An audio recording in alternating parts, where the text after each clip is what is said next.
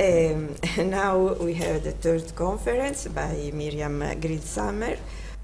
She works in the Department of General History in Bar-Ilan. He made her PhD under the direction of Yoshua Prower and Jacques Le Goff on the condition of women in the Low Countries, 11th and 17th century. Her most recent books is L'usurier chrétien, un juif métaphorique, Histoire de l'exclusion des prêteurs lombards, 13e, 17e siècle.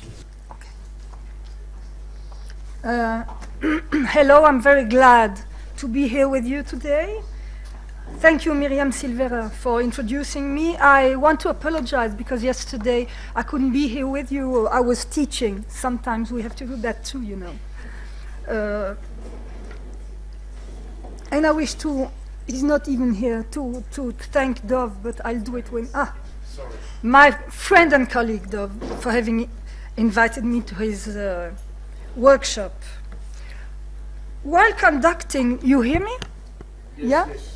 While conducting my former research, I found in the archives an anonymous document, probably addressed to Emperor Philip II at the end of the 16th century. It is a petition begging the emperor to compel certain inhabitants of his kingdom to wear a distinctive sign which will enable the authorities to distinguish them from the honest Christians among whom they live. The proposal is, I quote, and you see it here, that they would be forbidden to enter the banks and public places, and that each of them should wear a long dress with a yellow hat or a hat of another color, or either some distinctive mark that would make them recognizable for whom they are, in order to find them where they gather together for their business. And they must be forbidden to trade any merchandise or change money to other merchants out of their table, lest they be subjected to any punishment that your majesty will think right and just for your service in the interest of your common people, end of quote. You would have thought that these discrimination measures were aimed at the Jews, as they are very similar, as you know better than me, to those imposed on them in 1215 by the 1668 Canon of the Fourth Council of Lateran, and later implemented in Western Europe countries. I'm very bad at this. Okay. As you can see here, for example, you have a Hieronymus Bosch, some Hieronymus Bosch example of the Ruelle, the Rota on Jews. Yet, surprisingly, this document does not deal at all with the Jews, but quite incredibly with faithful Christian moneylenders who practiced their profession in the Low Countries from the 13th century to the beginning of the early modern era. Although this curious proposal was never implemented, this document is highly significant. It contains the core of the structural perception that the church and the secular authorities had of the Christian moneylenders, the so-called Lombards. It is an important testimony of the fact that Lombard moneylenders were perceived and considered as what I called in my last book, metaphorical Jews. The Low Countries are a very particular case because the Lombards obtained as soon as the 14th century the monopoly of money lending in this region. In fact, they totally replaced the Jewish moneylenders in this area after the massacres which occurred during the Black Death in 1348 and afterwards in 1370.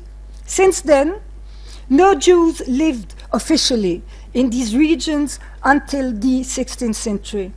The Low Countries are also a very different case compared to Germany, where money lending was practiced by both Jews and Italians, or from France, where both Jews and Lombards were ultimately banned by King Charles VI in 1394 and totally disappeared at the end of the 14th century. It's interesting to note that the Christian moneylenders' fate in the Low Countries were exactly the opposite to that of the Jewish bankers in Italy, who gradually replaced the Lombards until they were themselves brutally evicted and replaced by the Monte di Pietà from 1462 onwards. One of the most intriguing phenomena of medieval times is the quasi-monopoly on money lending that these businessmen, who usually came from Piemonte and Lombardia, had acquired in Transalpine Europe. From the outset, Lombards in the Low Countries provided a comprehensive range of services, both in commerce, buying and selling, and banking, consumption, credit, pawnbroking, and money changing. They began to settle in this area as in 1260, lend money to institutions and private individuals, and like the Jewish bankers in Italy, met the high demand for consumption credit for very poor people. Their success in the Low Countries was of remarkable scale and duration until Archdukes Albert and Isabel issued in 1618 a placard that put an abrupt end to their monopoly, replacing them gradually during the 17th century in the Catholic southern Low Countries by the state Mont-de-Piété, pound banks defined as Christian charitable institutions. To begin with, let me remind you that the condemnation of usury by the Church on theological and canonical grounds remained unchanged until the 18th century. Giacomo Todeschini has explained the inflexible premises that shaped the Christian economic doctrine on usury as from the 4th century on. Money lending with interest, or usura, was considered as a capital sin and a form of theft, because inter alia, the usurer sells time which belongs only to God. After having been forbidden by theologians, usury was totally condemned by canon law and councils from the 12th century on, when following the economic revolution, the problem of credit became capital in Europe's economy. From the Third Lateran Council on, 1179, manifest usurers are excommunicated and denied all sacraments, burial included. This radical condemnation was invariably repeated by different councils and by the local synods in the Low Countries. The usurer was considered as the personification of one of the capital sins, avaritia, and doomed to hell. Here you have Bruegel, and you have, you see, I hope you see it, avaritia, the woman is standing just near a pawn shop of a usurer's pawn shop. I don't have time to comment on this, but you can also see lots of Satans not far from them. And here you have an Ars Moriendi from 1492, and as you can see, avaritia is boiling in a cauldron. And here you have, in the same Ars Moriendi, the end of the usurer, which will eventually go to hell. I only want to show you that he is in his bed with his friends, and one of them here is a Jew. Okay. The moneylender's salvation was possible only if he repented, gave up his sinful activities, and returned his illicit gains. On the contrary, as we all know, the Christian church actively encouraged Jewish moneylending and acted continuously to exclude the Jews from any other activity in order to keep them in the traditional role of Judas. As Judas is said to have betrayed Jesus for money, Jews are accused of treachery and avaritia, that is to say, of not being able to recognize and accept the true God. As Todeschini explained so well, the theological debate trying to define legitimate monetary practices arose initially from a desire to ban the financial activities of the infidels. From the 4th century on, the church established a link between the wicked practices of money lending and the Jews. As early as the 12th century on, an amalgam was established between Jewish and Christian moneylenders. Petrus Venerabilis considers moneylending as a typical economic activity of infidels. Petrus Cantor writes that the Christian lenders are worth, I quote, they are worse than the Jews because they lend money against divine law. Bernard of Clairvaux, the famous Cistercian predicator, resenting the fact that Christian practiced moneylending in place of the Jews, accuses them to Judaize on a worth way, Judaizare, and calls them baptized Jews, baptizati Judei. As Joshua Trachtenberg wrote, the money trade was now thus considered to be exclusively the work of the Jews. Christian moneylenders were really Jews. When the canonic definition of Christian legitimate transactions began to develop, it was based only on the identity of the parties, while the economic transactions of the church were always defined as legitimate because they were considered as done in the so-called public interest. Money transactions made by individuals were defined as illegitimate, since they were not considered to benefit the church. During the 13th century, usury is definitely classified as a Jewish practice carried out for purely private interests and never for the common good. When the 4th Council of Lateran condemned usury as the archetype of infidel economy, it insisted on the fact that moneylending was a, I quote, typical Jewish activity conducted, end of quote, for familial, private, and egoistic interests, and not for the community or the collective interests. The Christian economic model based on the rejection of Judaism perpetuated this negative Jewish moneylender stereotype. Interestingly, from the moment the Lombards monopolized moneylending activities in the Low Countries, they were perceived as playing the wicked role attributed to the Jews by the New Testament.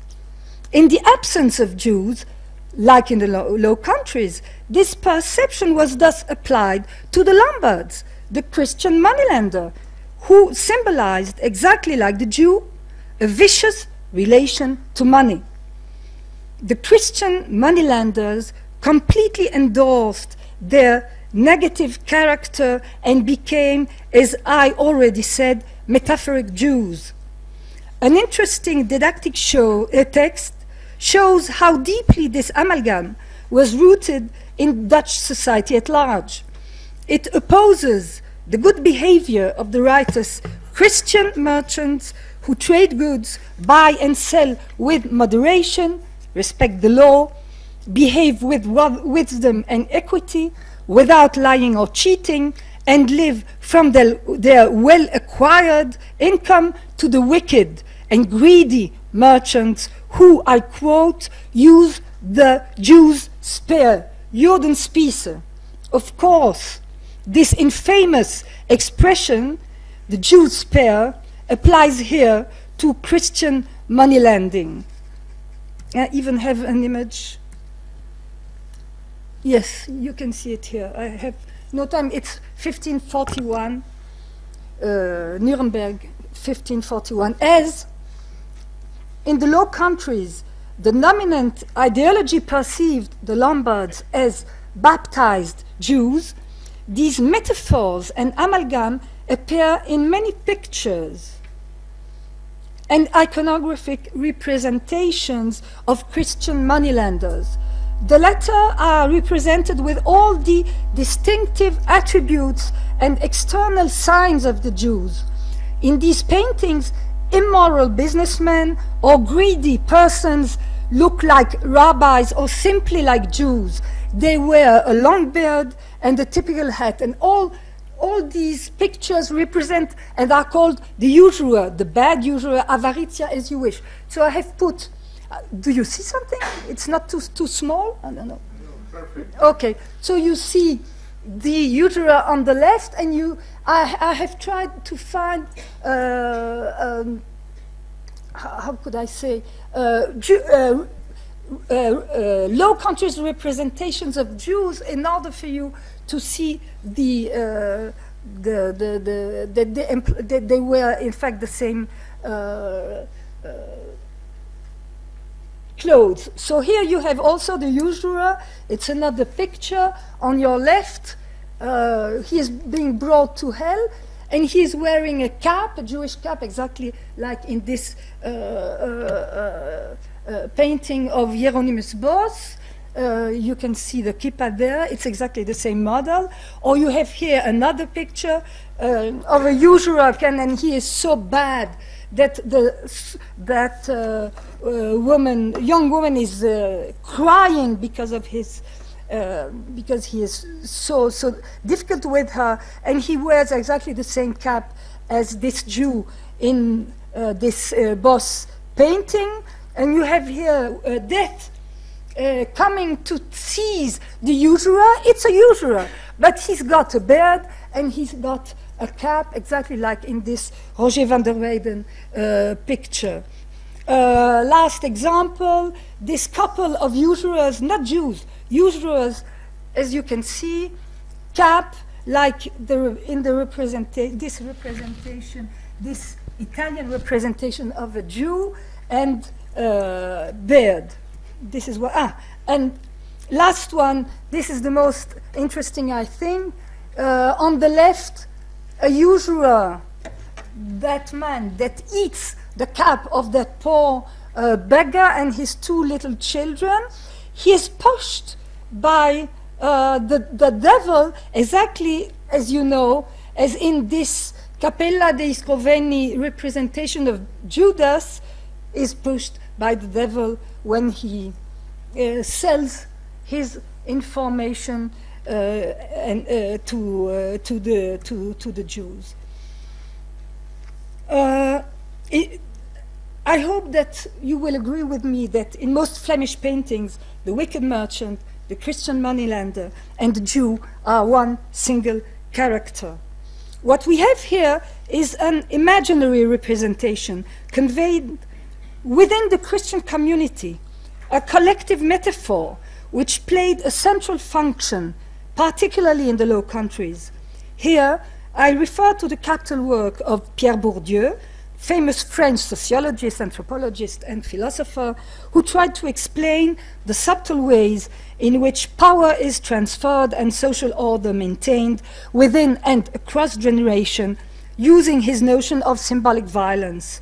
What particularly interests me here is the significance he attributes to the symbolic notion.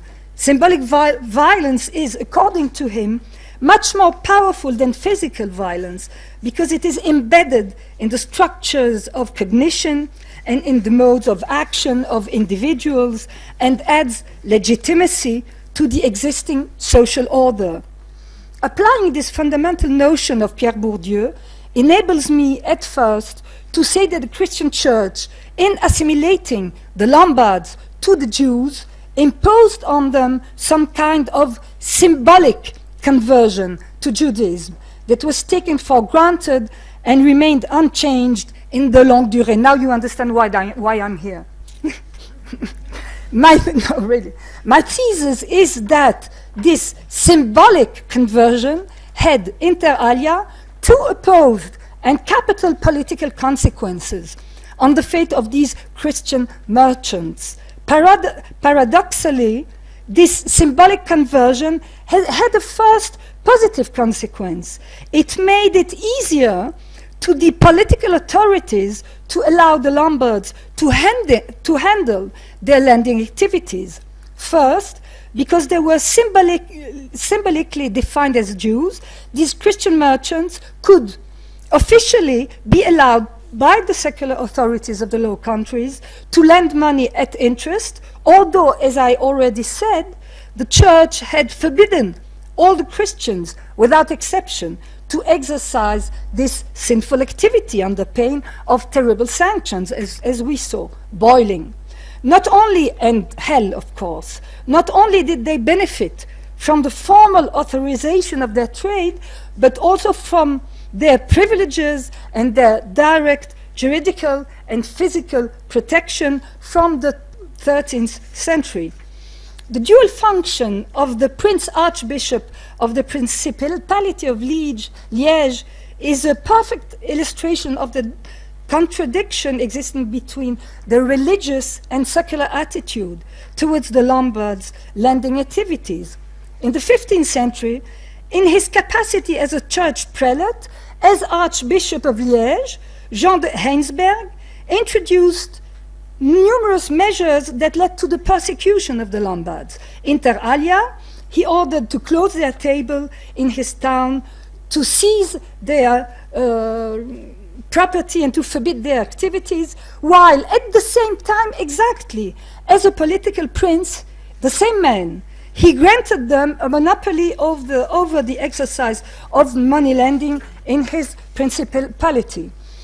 Concerning the protection of the secular authority, I have shown in my research covering the longue durée the extraordinary continuity of the prince's favorable attitude towards their Lombards from the second half of the 13th century until the abolition of their monopoly in 1618. Each of them granted the Lombards, against huge sums of money, a personal permission or octroi to practice their trade for a fixed number of years, 6 to 12, at a fixed rate of interest, 43%. Of course, they repeatedly and regularly forbade the Lombards to exercise their profession, then re-establishing them in their activity against payment. Like the Jews, Christian moneylenders lived under a permanent threat of expulsion, of confiscation. Sure, not so much the physical violence as with the Jews, but it was dangerous anyway. While traditional historical writings present these innumerable bans, following by reinstatement in return for payment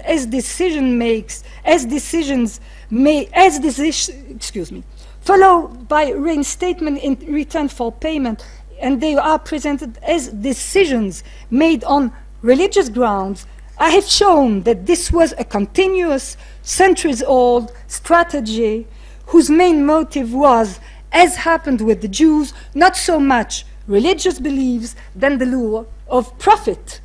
Just one example. In 1473, officially to save his soul, Charles the Bold, like his father Philip the Good, revoked all the concessions granted to the Lombards of Brabant and Flanders and seized their businesses, only to reinstall them a few months later.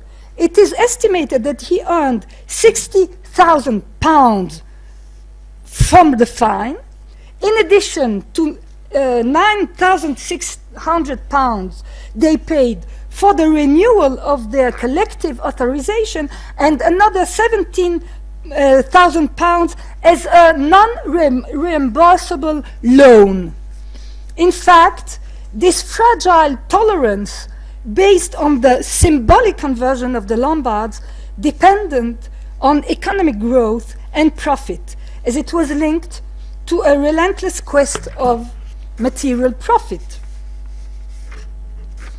Now you could ask, why did the political authorities of the Netherlands put an end to the Lombards' fruitful activities in such an abrupt manner, after having encouraged them for more than 3 centuries, and for which reasons were they totally replaced by the Mont de Piété, these new state institutions? Most historians have linked, all of them in fact, the brutal exclusion of the Lombards to new economic circumstances and to the various changes which occurred in Europe at the beginning of the early modern era. For example, the famous Belgian historian Herman van der Weyh wrote that the Lombards' eviction and their replacement by the Mont de Piété was, I quote, a constructive change, positive both from a social and a moral point of view. Or Raymond Bogart, who describes the Mont de Piété as a charity institution established to help the poor, pressured, as he writes, I quote, by the Jews and the Lombards. He's still living, yes? The reason for which no scholar ever researched the long-term causes behind this decision of suppressing the Lombards is that it was taken for granted, and still is, that their replacement by the Mont de Piété had been an obvious moral and natural economical improvement in the framework of the 17th century process of state modernization and centralization. Of course, I disagree totally with this superficial explanation. As I see it, economic circumstances may have played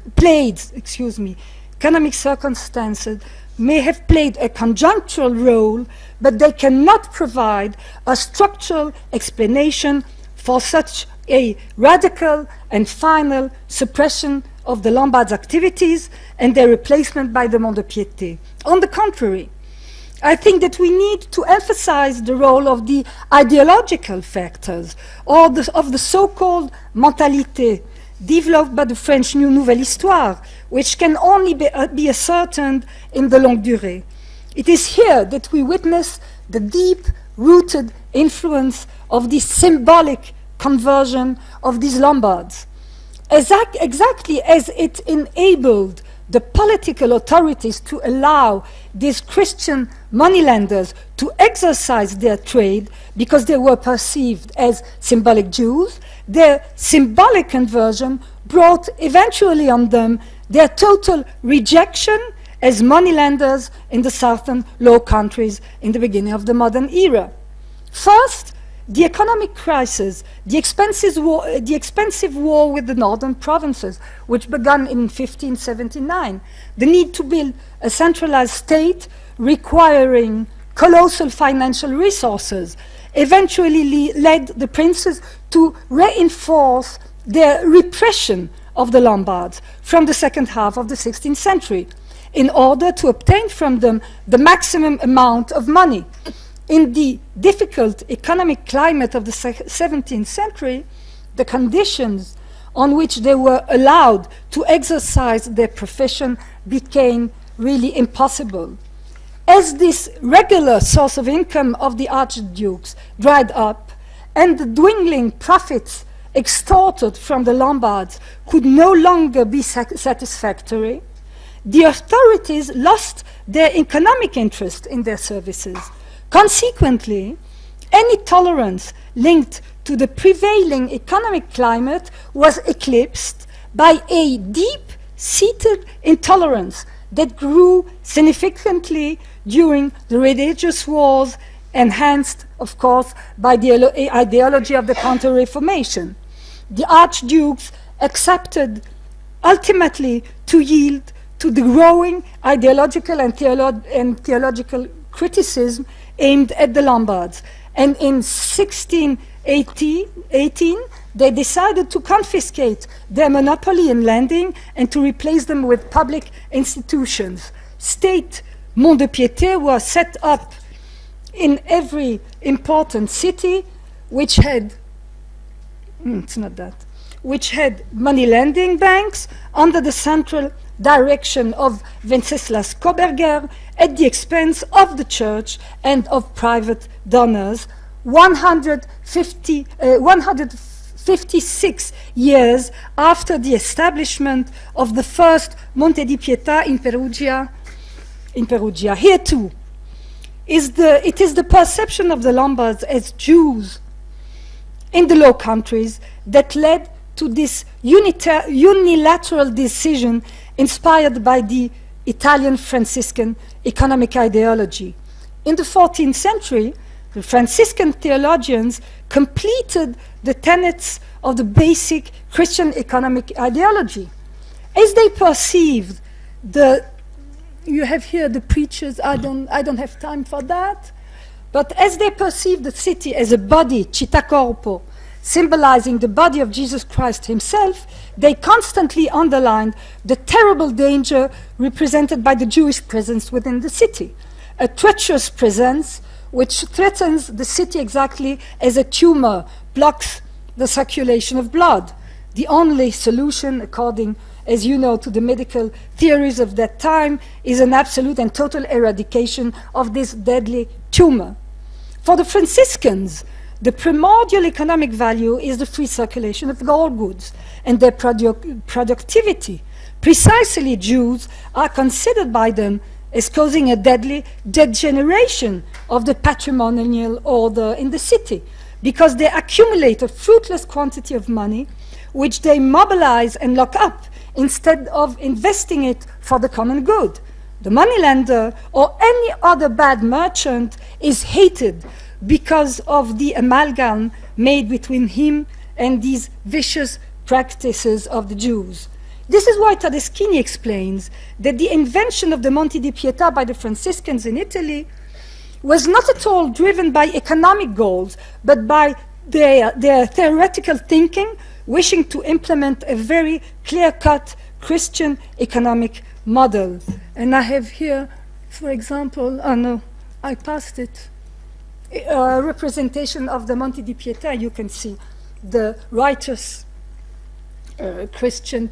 I don't have time to explain it. It's 16th century.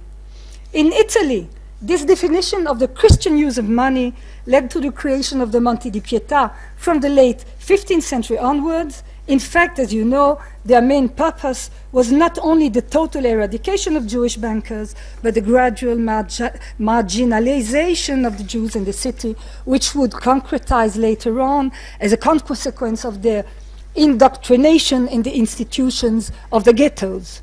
This last evolution had a fundamental influence on the Lombards' destiny in the Low Countries, where anti-usury propaganda was largely inspired 6th to 16th century by this Italian model. A recurrent theme of this propaganda in Flanders is the risk of pollution of the society of the faithful, caused by the contact with the Lombards, directly inspired by predications of Bernardino di Siena in the 15th century. Franciscan predications against Jewish bankers and in favor of the establishment of the Monte in Italy became more and more influential in the Low Countries, as we learn, for example, from a letter dated 1538, which evokes the sermons of some monks in Ghent, attacking and condemning usury and all kinds of money lending.